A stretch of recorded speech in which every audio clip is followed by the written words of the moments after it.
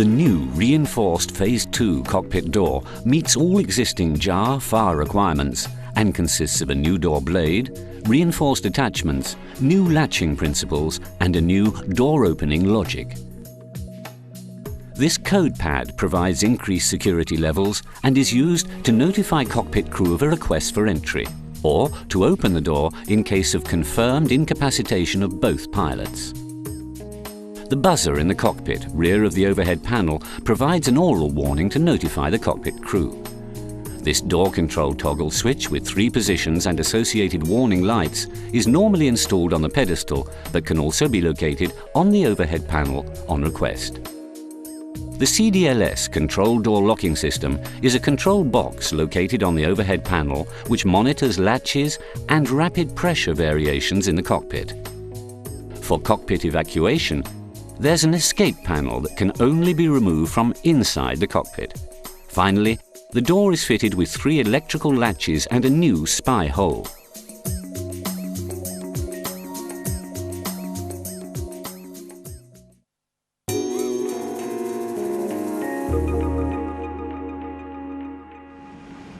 Let's have a look at a normal sequence for routine cockpit access. I'm a bit thirsty. I think I'll call Sally for a glass of water. Do you want something to drink?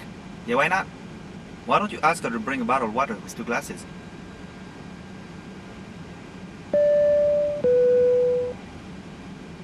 Hello, Sally. Could you bring us a bottle of water and 2 glasses, Yes. please? No problem, I bring it. After a few minutes, the purser comes back and needs to access the cockpit. So the purser calls the captain on the interphone.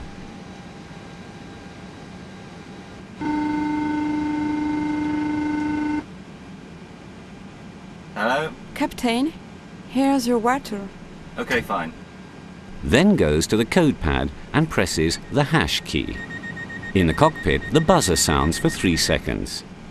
The captain pulls the toggle switch and maintains it in the unlock position. The green light on the code pad comes on. Access is allowed. The amber open light comes on when the door is opened. Thank you.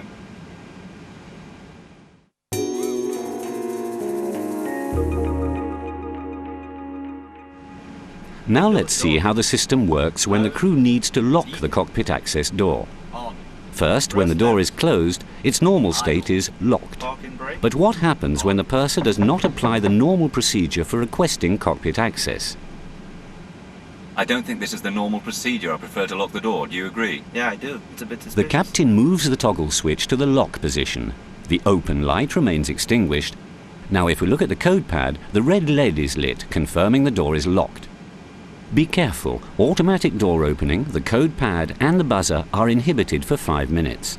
The purser realizes that cockpit access is inhibited and has to use the interphone to contact the cockpit crew. Yes? Sorry, Captain, I have forgotten the cockpit access procedure.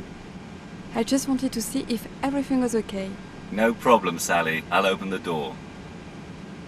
The door can be opened by moving the switch to unlock position, which overrides the previous locked situation. I'm sorry, everything is okay? Yes, all right.